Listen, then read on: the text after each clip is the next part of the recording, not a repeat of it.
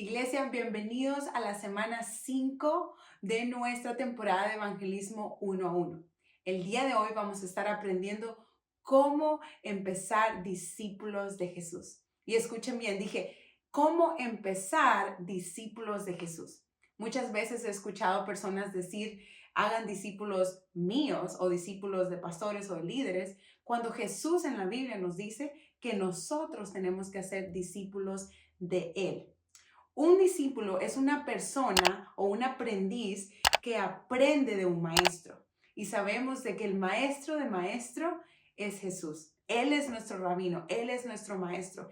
Y Él cuando resucitó les dijo eso a sus discípulos. Vayan y hagan discípulos míos enseñándoles lo que yo les he enseñado. Y quiero leérselos. Vamos a irnos a Marcos 28, desde el versículo 16. Y en el capítulo 28 encontramos cuando Él resucita. Entonces después Él está apareciéndose a los discípulos y les dice esto. A los 11 discípulos se fueron a Galilea, al cerro que Jesús les había indicado. Cuando se encontraron con Él, le adoraron, aunque algunos de ellos todavía dudaban de que realmente fuera Jesús. Pero Él se acercó y les dijo así: Dios me ha dado todo el poder para gobernar en todo el universo. Ustedes vayan y hagan más discípulos míos en todos los países de la tierra. Bautícenlos en el nombre del Padre, del Hijo y el Espíritu Santo, enseñándoles a obedecer todo lo que yo les he enseñado. Yo estaré siempre con ustedes hasta el fin del mundo. Esas fueron exactas las palabras de Jesús a sus discípulos. Y de ahí venimos, podríamos decir, una generación de más y más y más discípulos. Los apóstoles fueron tan obedientes hacia el llamado que Dios les dio.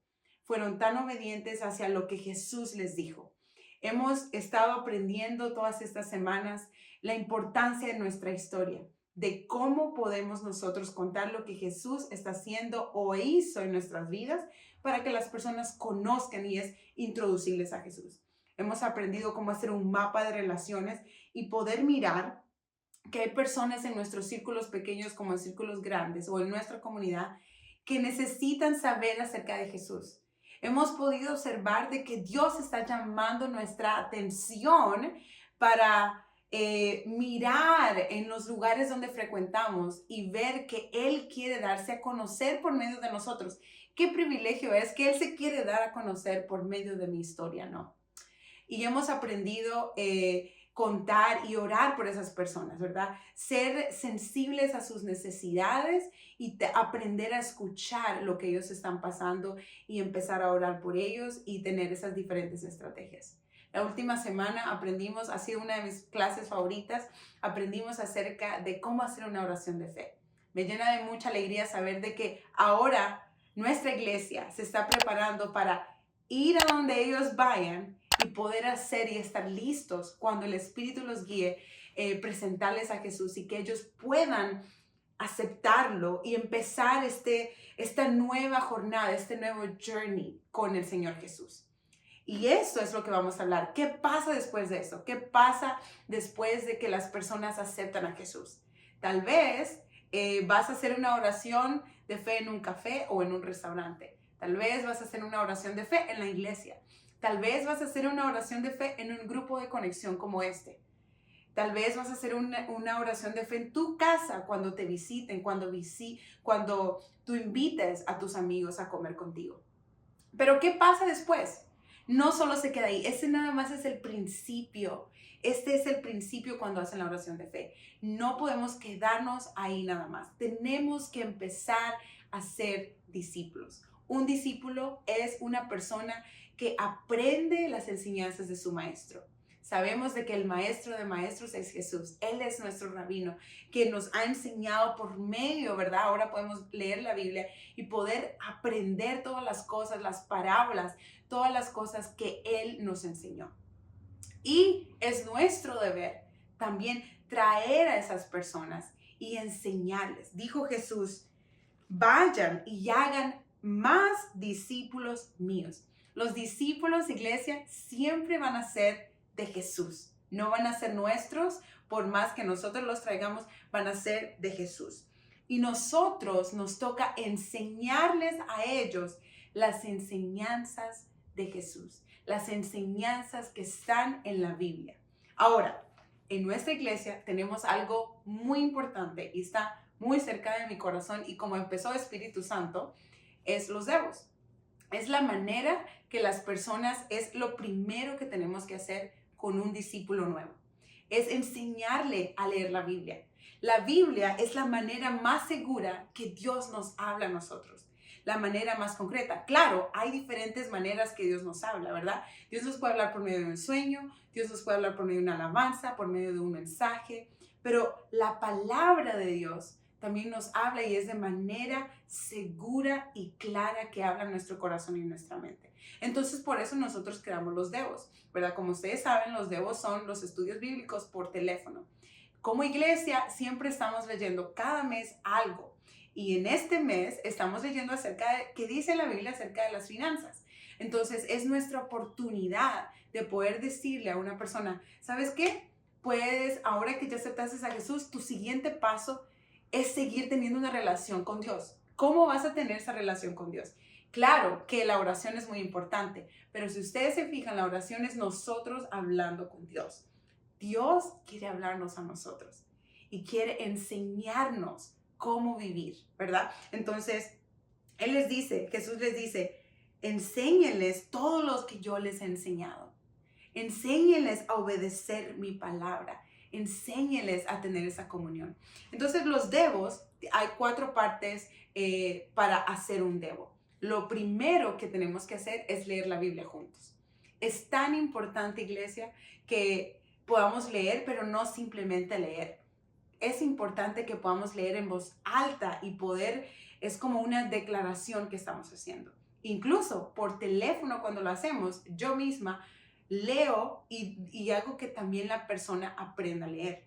Hay muchas ayudas que podemos tener para, como el Proyecto Biblia en YouTube, que son videos cortos animados acerca de el libro de Éxodo o el libro de Proverbios, y poder entender quién escribió, por quién lo escribió y a quién lo escribió. Esas son una de las herramientas que yo he usado con las personas que yo estoy discipulando por medio de mis devos. Entonces, leer la palabra de Dios y poderle decir a la persona, nos ayuda a nosotros como estudiar y aprender, pero también nos ayuda a poder enseñarle a las personas. Después de que aceptas a Jesús, tienes que empezar a tener una relación. No puedo decir que tengo una relación con mi vecino si nunca hablo con él, ¿verdad? No puedo decir que tengo una relación con tal persona si nunca hablo con él. Entonces es lo mismo. Nosotros creemos que el discipulado viene cuando tienes una relación genuina, íntima con Jesús.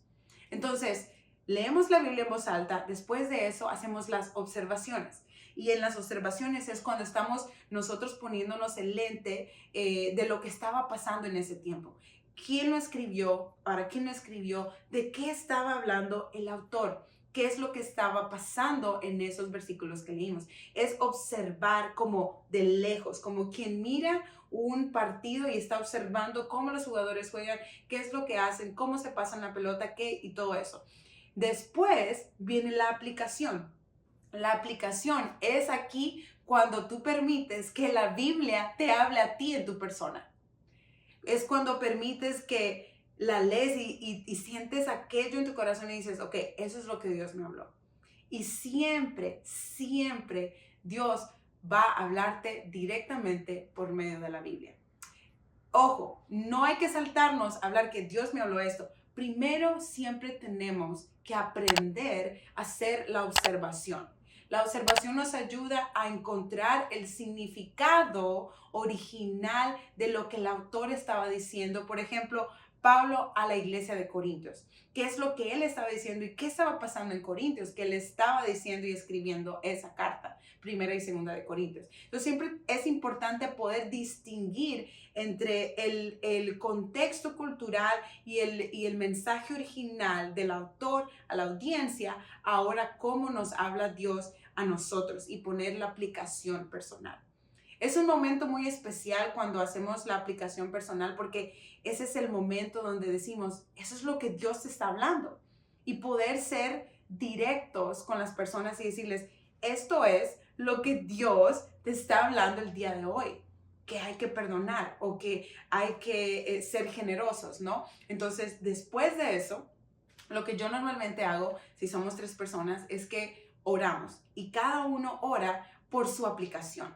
Digamos que a mi amiga, María, le tocó el corazón y Dios le dijo por medio de ese versículo acerca de la oración del perdón. Entonces, en ese momento, ¿verdad? Yo estoy orando y voy a orar por María acerca de el perdón. Entonces, eh, observamos la aplicación personal y la oración. Es algo, iglesia, tan sencillo que se mira, pero es tan importante para cada uno de nosotros.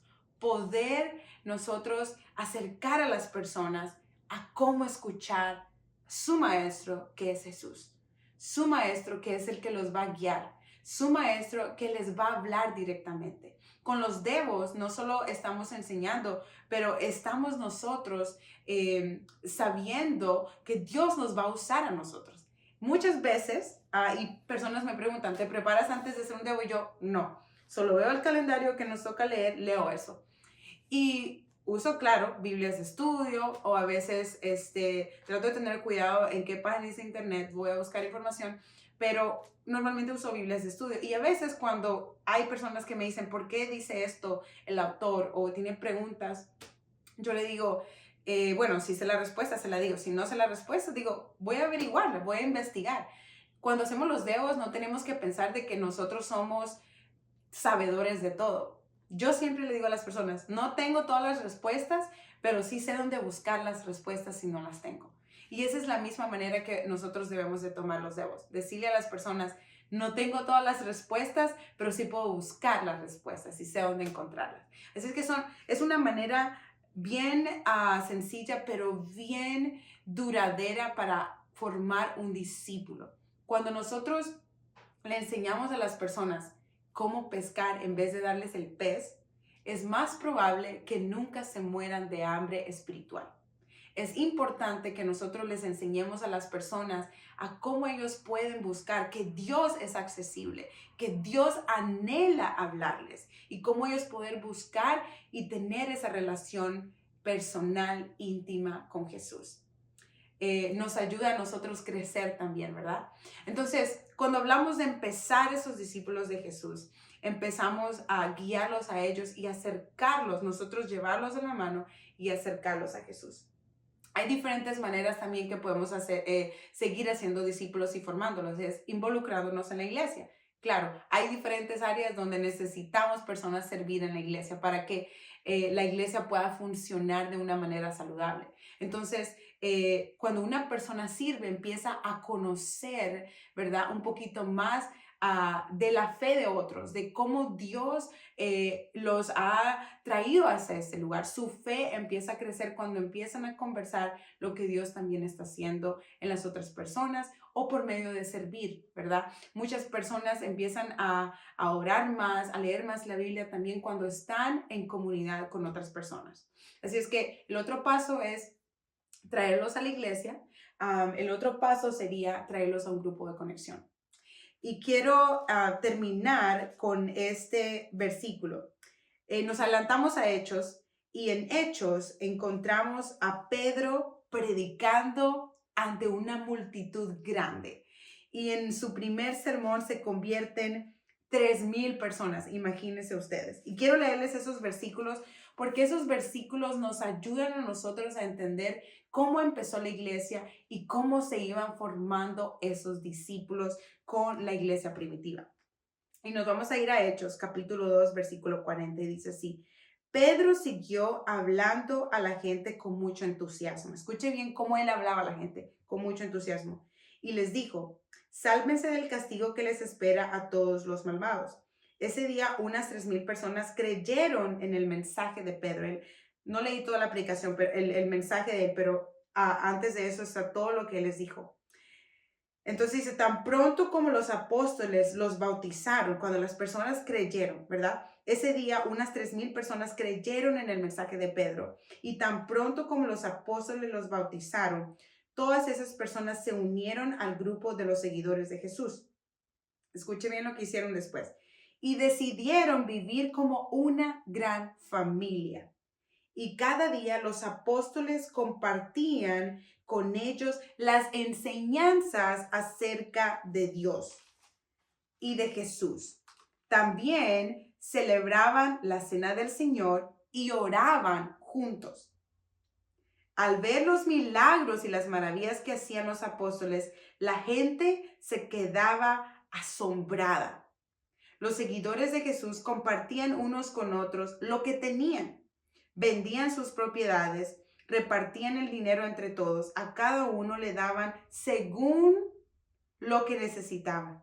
Además, todos los días iban al templo y celebraban la cena del Señor y compartían la comida con cariño y alegría. Juntos alababan a Dios y todos en la ciudad los querían. Cada día el Señor hacía que muchos creyeran en Él y se salvaran. De ese modo, el grupo de sus seguidores se iba haciendo cada vez más grande. Me encantan estos versículos porque Lucas en Hechos está describiendo esa armonía que tenían los seguidores de Jesús, los discípulos. Cuando esas personas automáticamente reciben a Jesús después de que Él predica este gran mensaje, como 3,000 personas, imagínense, como 3,000 personas los bautizaron, pero automáticamente los apóstoles empezaron a vivir como una familia, empezaron a hacer cosas juntos, empezaron a enseñar, ¿verdad? Lo que hablamos al primero, lo de los dedos, a enseñar eso de aprender juntos la Biblia, de leer juntos la Biblia, de poder compartir la cena del Señor, ¿no? Como la santa cena que tenemos una vez al mes, de orar juntos. Y dice que ellos oraban y había milagros y maravillas que Dios hacía. Y se compartían esas maravillas. Dios hizo esto en mi vida cuando oraste por mí, porque eso aumenta la armonía y aumenta la fe en unos con otros. Los seguidores también, los discípulos, compartían lo que tenían. Y miren esto que es tan especial, y podríamos hablar mucho acerca de esto, pero los discípulos veían si había alguien con necesidad y ellos recaudaban entre ellos y les daban a cada uno lo que necesitaba. ¿Se imaginan que hacer discípulos de Jesús, verdad? Es acercarlos a Él, acercarlos a tener esa relación con Él, aprender las enseñanzas. Pero no solo era eso, sino que tener esa armonía, orar unos por otros, compartir el pan. Lo que ellos estaban haciendo era, dice que, me encanta que dice, compartían la comida con cariño y alegría, porque esa iglesia es la mejor manera de formar discípulos de Jesús. Jesús muchas veces en los evangelios vemos que Él se sienta a comer con las personas, con toda clase de personas. Y de esa manera, teniendo conversaciones, empieza a poner esas semillas y sembrando para que cada día esa armonía, ese calor de comer juntos, de orar juntos, estudiar la Biblia juntos, ir juntos a la iglesia, iba creciendo ese amor. Y todas las personas, dice, se admiraban de ellos, se admiraban de la comunidad y iba creciendo cada día el número de discípulos y de seguidores de Jesús. El día de hoy, iglesia, tenemos ese reto. Cuando ellos hacen la oración de fe, se convierte como el principio de su caminar con Jesús. Y de ahí nos toca a nosotros tomarlos de la mano y seguirlos acercando cada día más a Jesús. Ese es el trabajo que tenemos que aprender en esta semana.